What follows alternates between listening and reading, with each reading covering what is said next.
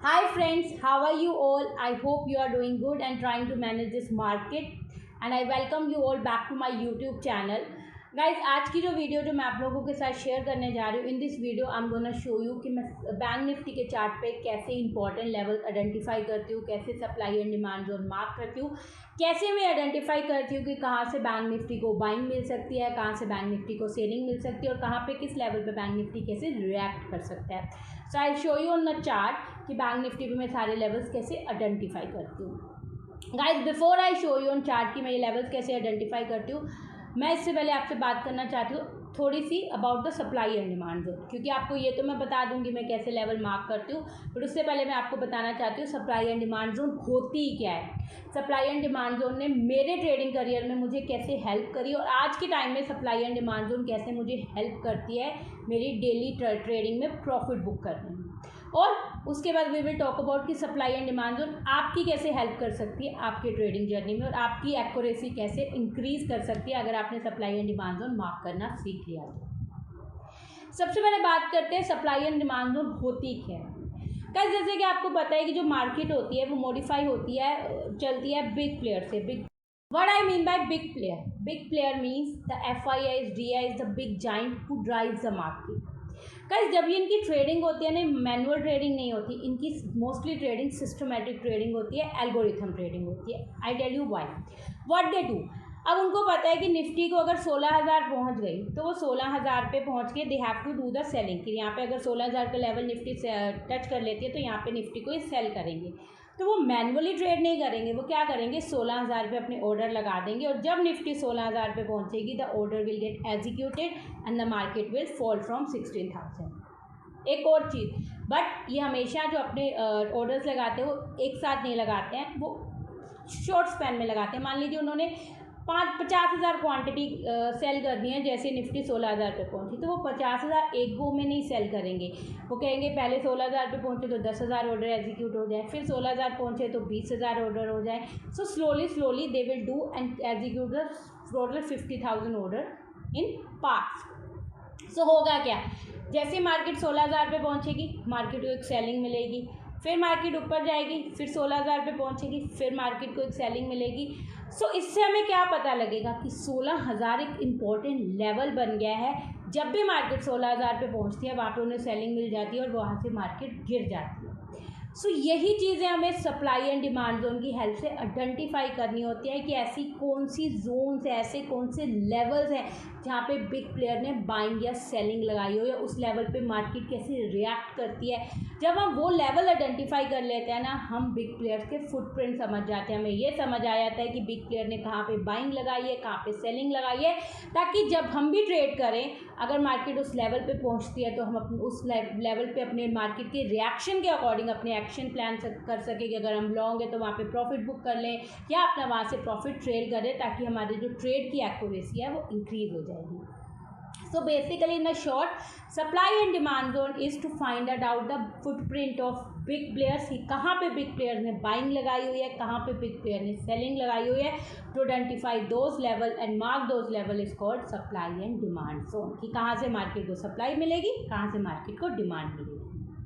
ठीक है, ये तो हो गया सप्लाई एंड डिमांड जोन होते क्या हैं। अब मैं बताती हूँ सप्लाई एंड डिमांड जोन ने मेरी कैसे हेल्प करी।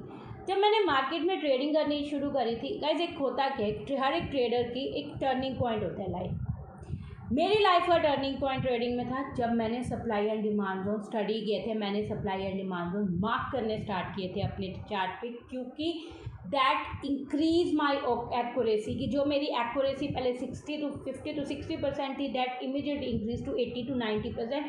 क्योंकि supply and demand zone help me to identify कि अगर मैं कोई ट्रेड ले रही हूँ तो उसको मुझे टारगेट रखना चाहिए कि अच्छा ये लेवल है, यहाँ पे मार्केट बिग प्लेयर्स की बाइंग लगी है, सेलिंग लगी, तो ये मेरा टारगेट होना चाहिए। अगर मैं किसी ट्रेड में हूँ तो यहाँ से मार्केट को एक मोमेंटम मिल सकता है, यहाँ से मैं अपना स्टॉप लॉस आइडेंटिफाई कर सकती हूँ। अच्छा मार्केट इस लेवल पे खुली है तो इस लेवल पे कैसे रिएक्ट करेगी सप्लाई एंड डिमांड जोन, उसे अकॉर्डिंग मैं अपने ट्रेड प्लान कर सकती हूँ। तो supply and demand zone help me to understand the market momentum, help me to book my target, help me to book my stop loss. It increase the accuracy of my trading and it help me to be a perfect और more better trader, क्योंकि supply and demand zone ने मेरे को एक बहुत अच्छा profitable trader करने में हेल्प करी थी. सो supply and demand zone for me is a turning point of my trading. Right, अब हम बात करते हैं सप्लाई एंड डिमांड जोन आपकी कैसे हेल्प कर सकते हैं. गाइस, हर किसी का एक ट्रेडिंग सेटअप होता है. हो सकता है आप कैमरीला से ट्रेड करते हो सकता है आप EMA से ट्रेड करते हो सकता है आप ऑप्शन चार्ट एनालिसिस करके ट्रेड करते हो, सुपर ट्रेंड, किसी भी इंडिकेटर से ट्रेड करते हो. बट होता क्या, हम जब किसी सेटअप से ट्रेड करते हैं, हमारे लिए सबसे ज़्यादा इंपॉर्टेंट होता है अपना टारगेट पता होना, कि जब भी हम ट्रेड करें हमारा इस ट्रेड का टारगेट क्या होगा. क्योंकि अगर हमें टारगेट नहीं पता होगा, हम अपने ट्रेड को अगर इंक्रीज़ करते रहेंगे, कब प्रॉफिट बुक करना हमें नहीं पता होगा और हमारा मार्केट ऊपर जाके नीचे आ जाएगी, तो क्या होगा, हमें प्रॉफिट तो हुआ बट हम उस प्रॉफिट को टाइम पे बुक नहीं कर पाए और we made the losses. So supply and demand zone, जब भी आप किसी सेटअप से ट्रेड करते हैं, keep the supply and demand zone on your chart. That will help you to identify कि अगर आपने किसी भी सेटअप से ट्रेड लिया तो उसके बाद कोई डिमांड जोन आ रही है, अगर आपने कोई शॉर्ट ट्रेड लिया उसके बाद कोई डिमांड जोन आ रही है, और आपने कोई लॉन्ग ट्रेड लिया और उसके बाद कोई सप्लाई जोन आ रही है, तो you can book your profit और you can start trailing your profit from that supply and demand zone so that you can close your trade in the profit. So supply and demand zone can help you to set your target on your chart. So आप जब भी trading करें, supply and demand zone को अपने chart में mark करें and try to book your profit जब भी आप ट्रेड लेते हैं on the supply and demand zone, और at least trail your profit from the supply and demand zone so that you can close your trade in the profit. So supply and demand zone can help you to set your target, and trust me, when you start putting the supply and demand on your chart, your accuracy of trading will increase like anything. And try this, because मैंने खुद ये try किया. So let's not talk more and let's go to the chart and I'll show you कि how I mark the supply and demand zone on bank Nifty. जैसे कि आप screen पे देख सकते हैं, मैंने बैंक निफ्टी का 30 मिनट का चार्ट ओपन किया हुआ है. ठीक है, एक चीज़ मैं आपको पहले बताना चाहूँगी, जब भी मैं supply and demand zone mark करती हूँ, मतलब मैं जब बिग प्लेयर्स के फुटप्रिंट आइडेंटिफाई करने की कोशिश करती हूँ चार्ट पे, मैं हमेशा स्पॉट चार्ट पे करती हूँ. मैं बैंक निफ्टी या निफ्टी के चार्ट पे supply and demand zone mark करती हूँ. मैं कभी भी उनके फ्यूचर के चार्ट पे demand and supply zone mark नहीं करती हूँ, क्योंकि हमेशा हमें सप्लाई एंड डिमांड जोन की जो बेटर एक्यूरेसी मिलती है वो हमेशा उनके स्पॉट चार्ट पे मिलती है, फ्यूचर के चार्ट पे नहीं मिलती है. इसलिए जब भी आप supply and demand zone mark करें, हमेशा स्पॉट चार्ट पे करें, फ्यूचर चार्ट पे नहीं. सेकंड, मेरे से कई बार पूछा जाता है कि मैम आप वॉल्यूम भी देखते हो. मैं वॉल्यूम नहीं देखती हूँ, क्योंकि आपको पता होगा कि स्पॉट चार्ट पे कभी वॉल्यूम नहीं होती है, क्योंकि उस पर ट्रेडिंग नहीं होती है. वॉल्यूम में वहीं देखने को मिलती है, डिस्क्रिप्टिव ट्रेडिंग होती है, और निफ्टी एंड बैंक निफ्टी में ट्रेडिंग नहीं होती है, उनके फ्यूचर और ऑप्शन में ट्रेडिंग होती है, इसलिए हमें इसमें वॉल्यूम नहीं मिलती है.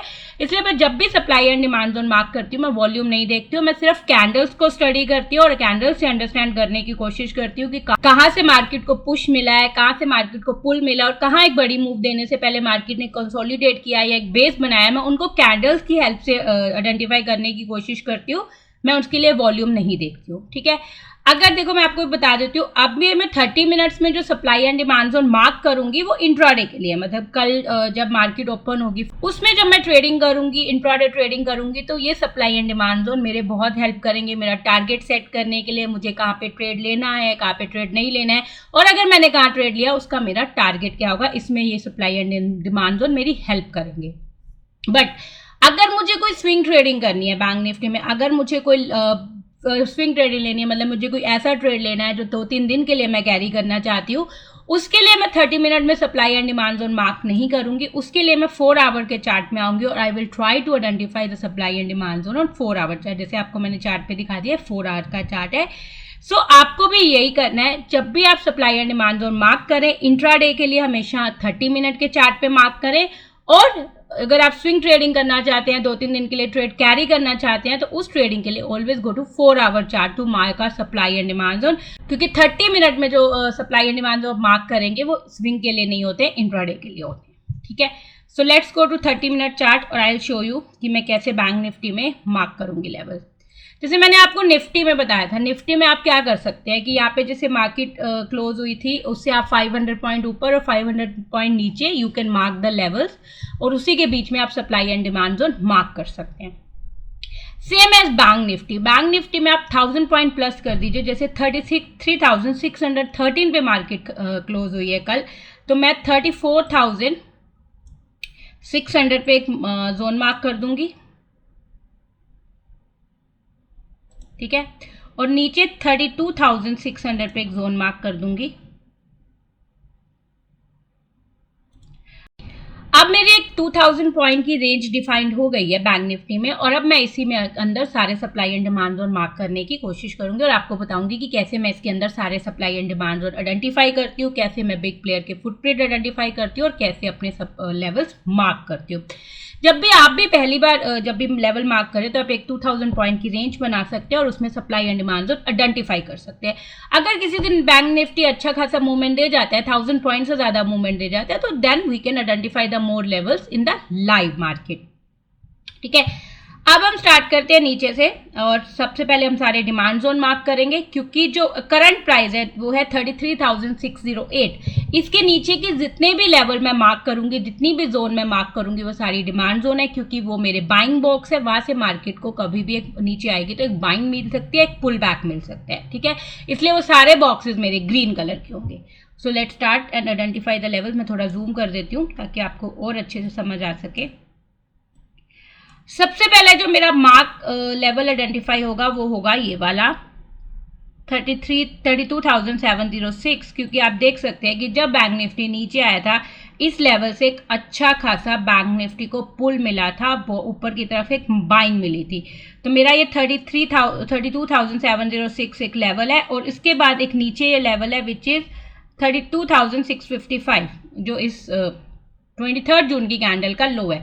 सो इन दोनों लेवल के बीच में मैं एक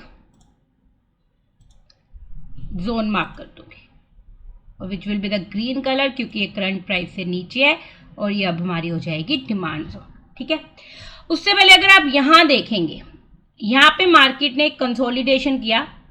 ठीक है, तो यहां पे भी मेरी एक जोन बनती,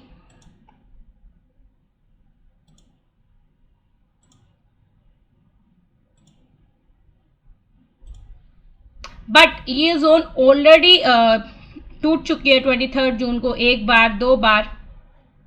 तो इस जोन की वैल्यू अब उसके बाद ये जोन आज तक कभी मार्केट ने टच नहीं करी बैंक निफ्टी में, तो इसलिए इस जोन की वैल्यू अभी थोड़ी सी है, बट नॉट दैट इंपॉर्टेंट, क्योंकि ये दो बार जोन टूट चुकी है। अगर आप ये जोन मार्क करना चाहते हैं तो इसका आप कलर लाइट कर सकते हैं, just give it a light green colour. इसको डार्क मत करो, क्योंकि इसकी जोन की इतनी इंपॉर्टेंस नहीं है। मेन इंपॉर्टेंट हमारे लिए जोन जो है वो 32,705 से लेके 32,650 तक, क्योंकि ये जोन अभी तक दोबारा बैंक निफ्टी ने टच नहीं करी है। ठीक है, अब हम आते हैं ऊपर। जो नेक्स्ट जोन हमारी बनेगी वो हमारी बनेगी ये वाली,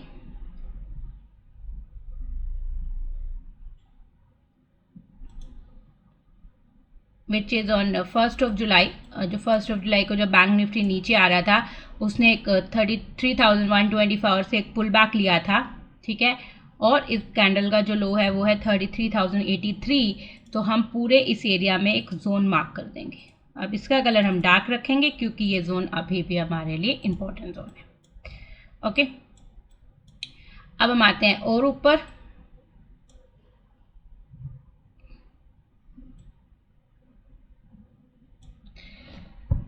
जब आप और ऊपर आएंगे, you can find it out कि यहाँ से भी बैंक निफ्टी ने एक पुल बैक लिया था, क्योंकि अगर आप ये रख सकते हैं 33,227 से मार्केट को एक बहुत स्ट्रॉन्ग बुलिश कैंडल मिली थी। ऑल्दो ये लेवल 1 जुलाई को दो बार ये टूट चुका है, तो इस लेवल की इंपॉर्टेंस इतनी नहीं है, हम इस लेवल को रिमूव कर देंगे। इस लेवल को हम नहीं रखेंगे, बिकॉज ये जो लेवल था 1 जुलाई को दो बार टूट चुका है। तो जब एक लेवल दो बार टूट जाता है तो हम उस लेवल को नहीं रखते हैं चार्ट पे।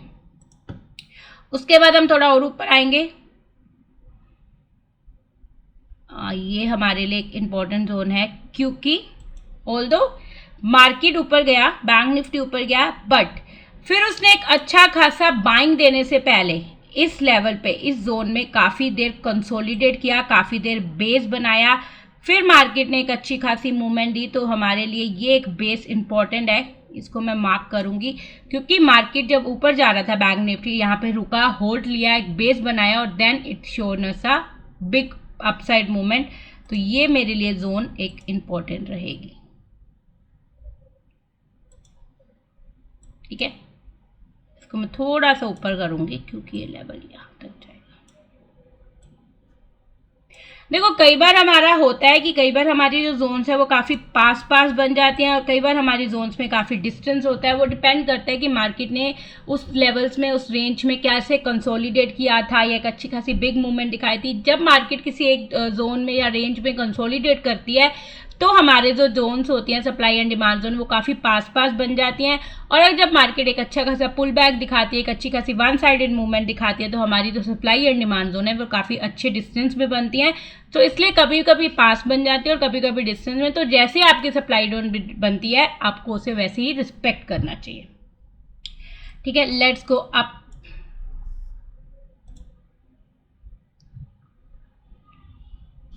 जो नेक्स्ट लेवल है वो यहाँ पे है, ऑल्दो उसको टूट गया है तो इस लेवल की अभी कोई वैल्यू नहीं है। अब हम जाते हैं यहाँ पे। जो नेक्स्ट लेवल है मेरा इंपॉर्टेंट लेवल बनेगा वो बनेगा 33,550 पे, क्योंकि अगर आप देख सकते हैं ऑन 30 जून बैंक निफ्टी ऊपर गया, इस लेवल से बैंक निफ्टी ने एक होल्ड लिया और बैंक निफ्टी को एक पुल बैक मिला। ऑल्दो 1 जुलाई को ये लेवल टूटा बट सिर्फ एक बार टूटा। और मैंने आपको बताया जब कोई लेवल एक बार टूटता है तो वो जोन में अभी अपने चार्ट पे रखती हूँ। जब वो जोन 2 या 3 बार टूट जाती है तो मैं उस जोन को अपने चार्ट से रिमूव कर देती हूँ। अभी ये जोन सिर्फ एक बार टूटी है, वो भी मार्केट क्लोजिंग टाइम में, तो इस जोन की अभी भी इंपॉर्टेंट हमारे चार्ट पे है। तो ये जोन अभी भी अपने चार्ट पे मैं मार्क रखूँगी। ठीक है, ओके। एक और चीज़, जब भी आपने मेरे चार्ट देखे होंगे आपने देखा होगा कई जगह मैं सप्लाई बॉक्सेस बनाती हूँ, कई जगह मैं एक एक लाइन बनाती हूँ, हॉरिजॉन्टल लाइन ड्रॉ करती हूँ। वो होते हैं मेरे रिएक्शन लेवल। वो मैं क्यों मार्क करती हूँ कि अगर मुझे लगता है कि कहीं पे मार्केट ने रिएक्ट किया था, मतलब मार्केट एक मूवमेंट देने से पहले वहाँ होल्ड लिया था या वहाँ से एक पुल मिला था, उन रिएक्शन लेवल्स को भी मैं अपने चार्ट में मार्क करती हूँ। और जब मार्केट उन रिएक्शन लेवल पे पहुँचती है तो मैं निफ्टी बैंक निफ्टी का प्राइस एक्शन वहाँ पे समझने की कोशिश करती हूँ कि इस रिएक्शन लेवल पे मार्केट कैसे रिएक्ट कर रही है, ताकि मैं उसी अकॉर्डिंग अपना आगे का एक्शन प्लान कर सकूँ। अब जैसे मुझे बैंक निफ्टी पे एक रिएक्शन लेवल मिल रहा है, this is this, you can say that this is the level which is 33,356। क्योंकि आप देख सकते हैं बैंक निफ्टी जब नीचे आया था यहाँ से एक होल्ड लेके बैंक निफ्टी ने एक पुल बैक लिया था, और जब बैंक निफ्टी दोबारा नीचे आया तो यहाँ पे एक होल्ड ले लिया। और जब 1 जुलाई को बैंक निफ्टी ने ऊपर जाने की कोशिश करी तो इस लेवल ने बार बार उसे एक पुश दिया और उसके बाद इस लेवल को, ऑल्दो ये लेवल उसके बाद काफ़ी स्ट्रॉन्ग कैंडल ने तोड़ा, तो इसलिए यहाँ पे मैं जोन नहीं मार्क करूंगी, यहाँ पे मैं एक रिएक्शन लेवल मार्क करूंगी कि अगर बैंक निफ्टी नीचे आता है तो 33,356 पे मैं एक बार बैंक निफ्टी का रिएक्शन जरूर देखूंगी before planning my next action. क्योंकि ये लेवल इंपॉर्टेंट है, एक इसलिए क्योंकि 29 जून को भी इस लेवल पे बैंक निफ्टी ने रिएक्ट किया था और 30 जून को भी बैंक निफ्टी ने इस लेवल पर रिएक्ट किया था। ऑल्दो 1 जुलाई को बैंक निफ्टी इस लेवल को बहुत स्ट्रॉन्ग कैंडल से तोड़ गया था, फिर भी इस लेवल को हम अपने चार्ट पे रखेंगे टू चेक इट आउट कि यहाँ पे मार्केट कैसे रिएक्ट करती है। अब हम और ऊपर चलते हैं। देखो हमारे सारे डिमांड जोन मार्क हो गए, क्योंकि जितने भी लेवल हमारे करंट प्राइस से नीचे थे वो सारे हमने मार्क कर दिए। अब हम मार्क करेंगे सप्लाई जोन्स। अब हम ऊपर जाएंगे तो हमारा सबसे पहले जो जोन बनेगा दैट इज हियर,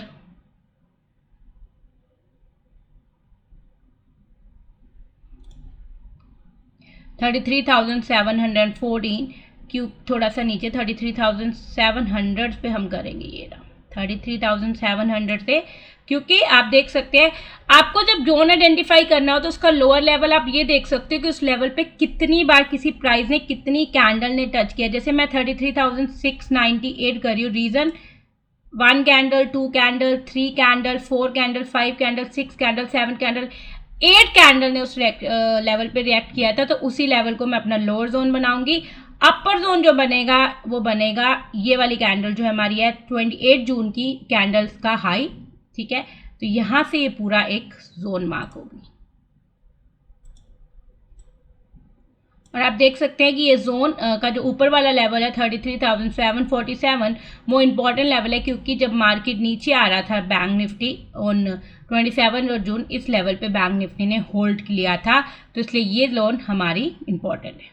तो ये जो हमारी जोन बनेगी अब वो बनेगी रेड कलर की, क्योंकि ये हमारी है सप्लाई जोन। तो कल अगर बैंक निफ्टी इस लेवल से ऊपर जाता है तो यहाँ पे एक होल्ड ले सकते हैं और उसके बाद ऊपर का, अगर ये लेवल तोड़ गया तो एक ऊपर का मूवमेंट दिखा सकते हैं। अब हम और ऊपर जाते हैं। उसके बाद जो हमारा नेक्स्ट लेवल बनेगा वो ये बनेगा यहाँ पे 33,918, क्योंकि बैंक निफ्टी नीचे आया ऑल्दो फिर उस लेवल से पुल बैक लिया और 33,918 से एक होल्ड लेके नीचे की तरफ वापस मूवमेंट दे दी। तो 33,918 से लेके 33,918 से लेके जोन का जो हायर पार्ट बनेगा वो बनेगा 33,981। फिर मेरे पास आता है कि मैम एक जोन कितनी बड़ी हो सकती है। को एक जोन की रेंज कभी भी डिफाइन नहीं होती है, वो चाहने को 100 पॉइंट की भी हो सकती है, होने को 10 पॉइंट की भी हो सकती है। That totally depend upon market में उस एरिया में कैसे रिएक्ट किया था। एज पर दैट मैं अपनी जोन मार्क करती हूँ। जैसे जोन 80 पॉइंट की जोन बन गई हमारी, ठीक है। सो द नेक्स्ट जोन जो हमारी बैंक निफ्टी में बनेगी वो बनेगी 34,129। ऑल्दो ये लास्ट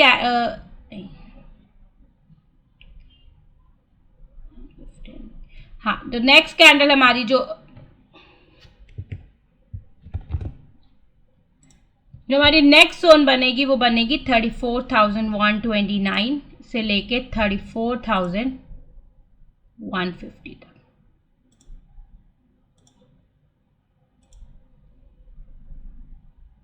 ओके, अब इसके ऊपर क्योंकि हमने एक रेंज डिफाइन करी थी 34,600 तक, क्योंकि 1000 पॉइंट है। अब इसके ऊपर की जो हमें जोन मिल रही है वो हमें करंट प्राइस में नहीं मिल रही, वो हमें मिलेगी जाके 10 जून के चार्ट में, ठीक है। तो इसलिए जब भी आप सप्लाई एंड डिमांड जोन देखो तो सबसे पहली प्योरिटी आपकी करंट प्राइस को होनी चाहिए। और अगर करंट प्राइस में आपको कोई सप्लाई एंड डिमांड जोन नहीं मिलती तो go to the back chart और देखो कि उससे पहले कब मार्केट ने उस प्राइस पे, उस लेवल पे आके रिएक्ट किया था। गो टू दैट चार्ट, उस डेट पे जाइए और try to find the supply and demand zone on that day. So the next day हमारा जो मिला वो होगा ये, अगर आप देख सकते हैं 10 जून को, हम 10 जून में supply and demand zone mark करेंगे। तो हमारी जो जोन स्टार्ट होगी वो स्टार्ट होगी 34,405 से, जो जोन एंड होगी वो एंड होगी 34,345 से, क्योंकि ये बहुत ज़्यादा बड़ा रिएक्शन लेवल था मार्केट का, ठीक है। उसके बाद में ऊपर जाएंगे तो ऊपर जाके जो हमारी नेक्स्ट जोन बनेगी वो ये बनेगी,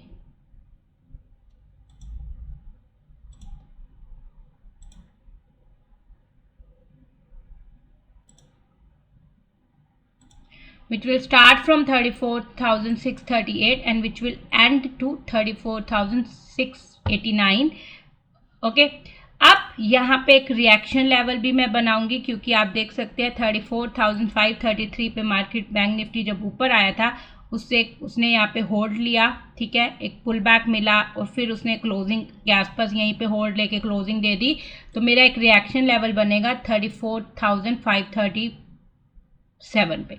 यहाँ पे मेरा एक रिएक्शन लेवल बनाने के दो रीज़न है। एक ये, यहाँ पे मार्केट ने यहाँ पे एक होल्ड लिया, फिर ऊपर गई, फिर ऑल्दो इस लेवल को इसे तोड़ दिया, फिर दोबारा इस लेवल पे आगे कंसोलिडेट किया, नीचे आई, फिर मार्केट ने एक पुल बैक देके इसी लेवल के आसपास क्लोजिंग दे दी। तो यहाँ पे मैं एक रिएक्शन लेवल ज़रूर बनाऊंगी, ताकि I will check it out कि मार्केट जब यहाँ पे आती है तो कैसे बैंक निफ्टी रिएक्ट करता है, ठीक है। और अगर आप चाहें तो यहाँ पे एक जोन भी बना सकते हैं, क्योंकि यहाँ पे मार्केट ने कंसोलिडेशन किया है। जो जोन स्टार्ट होगी 34,522 से 34,459 तक, ठीक है। बट इस जोन को मैं थोड़ा सा कलर लाइट दूंगी, क्योंकि इस जोन की थोड़ी वैल्यू मेरे लिए लेस है। So this is the way I mark the supply and demand zone on bank Nifty chart. You can see that कि मैंने बैंक निफ्टी के सारे डिमांड जोन नीचे मार्क कर दिए और ऊपर मैंने सारे सप्लाई जोन मार्क कर दिया। और कल जब मार्केट इस लेवल्स पे ओपन होगी, खुलेगी, और बैंक निफ्टी में जब मैं ट्रेडिंग करूंगी मैं इन लेवल्स को इंपॉर्टेंट दूंगी। और जब भी मैं बैंक निफ्टी में कोई ट्रेड लूंगी I will try to book my profit on this level, और at least I will try to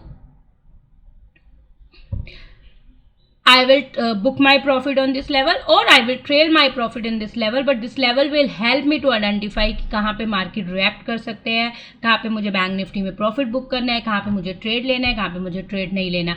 so supply and demand zone आपको बहुत हेल्प करते हैं मार्केट में। समझने के लिए कि कहाँ पे बिग प्लेयर्स की बाइंग लगी हुई है, सेलिंग लगी हुई है, ताकि आप उसी अकॉर्डिंग अपने एक्शन को प्लान कर सके। So that's it for today video guys. अगर आपको मेरी वीडियोस अच्छी लग रही है तो मेरे चैनल को लाइक कीजिएगा, सब्सक्राइब कीजिएगा और शेयर कीजिएगा, ताकि ये वीडियो और लोगों तक भी पहुंच सके। और अगर अभी तक आपने मेरा टेलीग्राम चैनल ज्वाइन नहीं किया तो you can join today. I give the link in the description box, क्योंकि उस टेलीग्राम चैनल में मैं अपने डेली लेवल शेयर करती हूँ, अपने प्री मार्केट एनालिसिस शेयर करती हूँ और मार्केट का मोमेंटम शेयर करती हूँ, जो आपकी हेल्प कर सकते हैं लाइव मार्केट में। Thank you so much guys, bye bye.